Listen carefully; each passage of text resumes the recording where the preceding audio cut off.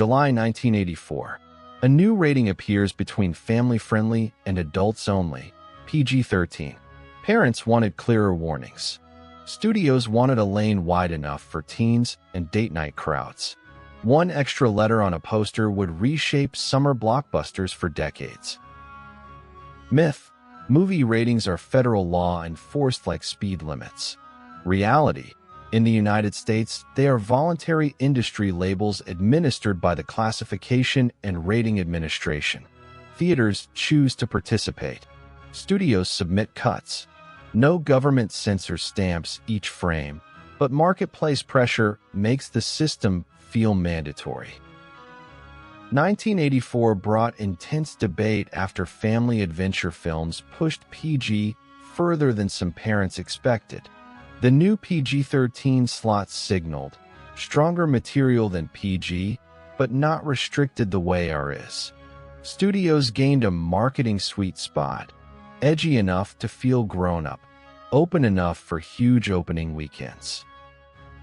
The label warns parents that some material may be inappropriate for children under 13.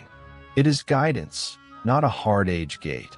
Unlike R, where theaters traditionally check IDs for unaccompanied minors. That softer gate is why studios chase PG-13, maximum reach with a whisper of danger on the poster. Summer tentpoles cost hundreds of millions. Studios optimize for the broadest paying audience. PG-13 lets action, fantasy, and sci-fi include stylized violence, tense sequences, and limited language while keeping the family-adjacent crowd in play, especially international markets that treat ratings as import filters. Filmmakers sometimes plan rating strategy before cameras roll, trimming blood spray, muffling profanity, shifting a beat to shadow instead of gore.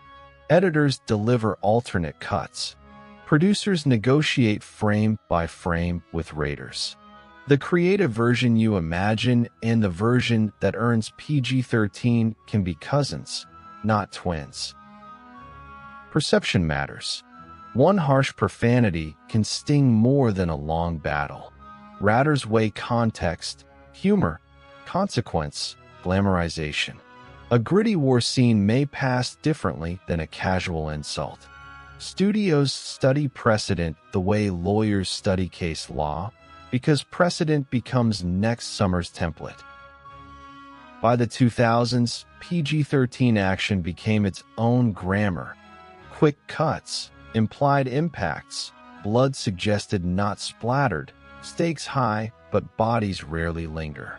Audiences learned the visual shorthand. Directors pushed against it.